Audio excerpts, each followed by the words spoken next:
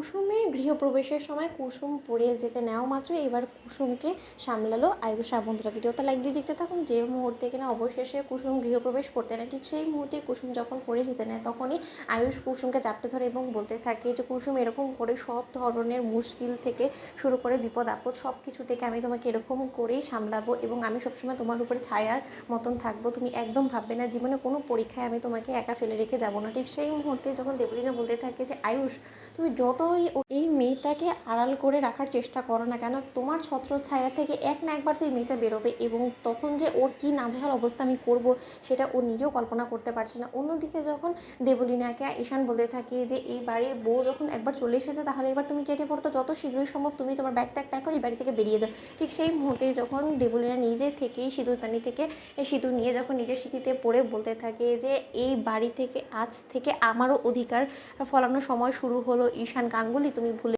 যেও না, অগ্নিসাক্ষী করে যখন 7 পাক ঘুরেছি, একে অপরের সকল বিপদ আপদে পাশে থাকার যখন প্রতিশ্রুতি নিয়ে ফেলেছি, তাহলে তো এই যাত্রা তোমার আমি পেছন কোনোভাবেই ছাড়ছি না এবং এবার তুমি দেখো আমি ঠিক কী করি। ঠিক সেই মুহূর্তে যখন দেবলীনা পুরোহিত মশাইয়ের থেকে সিঁদুর দানিটা নিয়ে এসে যখন নিজের কপালে নিজেই সেই সিঁদুরটা পরে নেয় এবং বলতে থাকে যে আজ থেকে আমিও এ বাড়ির বউ হলাম এবং শিয়ানে শিয়ানে এবার টক্কর হবে। কি কুসুম ম্যাডাম, পারবে তো তুমি আমাকে টেক্কা দিতে? ঠিক সেই মুহূর্তে যখন আয়ুষ বলতে থাকে যে ও কি বলবে, আমি বলছি, ও তোমাকে টক্কর দিয়ে তোমার থেকে কয়েক গুণ এগিয়ে যাবে এবং তোমাকে নাকানি চোবানি খাইয়ে দিবে। এতটুকু অন্তত কুসুমের মধ্যে গুণ আছে। তুমি একদিন হাড়ে হাড়ে টের পাবে যে তোমার মধ্যে কুসুমের নখের যোগ্য হওয়ারও গুণ নেই। অন্যদিকে কথা বলা মাত্র ইন্দ্রাণী বলতে থাকে যে আমার বউমাকে টেক্কা দেওয়ার মতন আস্পর্ধা আজ অব্দি কারো হয়নি এবং হবেও না। আয়ুষ, আমিও দেখি তুমি তোমার বউকে কতদিন গার্ড করে তুমি আমাদের বাড়ির বউয়ের যোগ্য করে তোলো। আমি তোমাকে ঠিক 3 মাসের সময় দিলাম। 3 মাসের মধ্যে তুমি যদি কোনোভাবেই ওকে এই গাঙ্গুলি হাউসে যোগ্য করে না তুলতে পারো তাহলে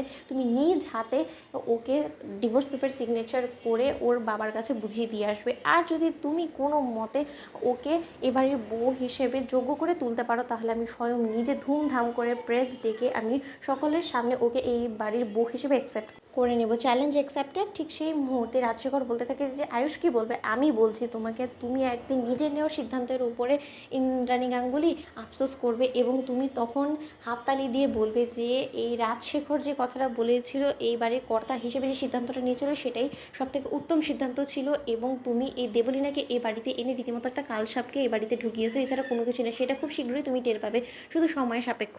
অন্যদিকে কথা বলা মাত্র ইন্দ্রাণী বলতে থাকে যে ঠিক আছে রাজ, তোমার এই মাত্রা অতিরিক্ত ওভার কনফিডেন্সই না আবার তোমার এবং তোমার ছেলেদেরকে নিয়ে ডুবিয়ে দেয়। এটুকুই আমি ঈশ্বরের কাছে প্রার্থনা করি, কারণ তোমরা যে এরপরে হোঁচট খাওয়ার পর কতটা কষ্ট পাবে সেটা তার আমার থেকে ভালো কেউ বুঝবে না, তাই না? তো বন্ধুরা, এরকম সেটা সাবস্ক্রাইব করো।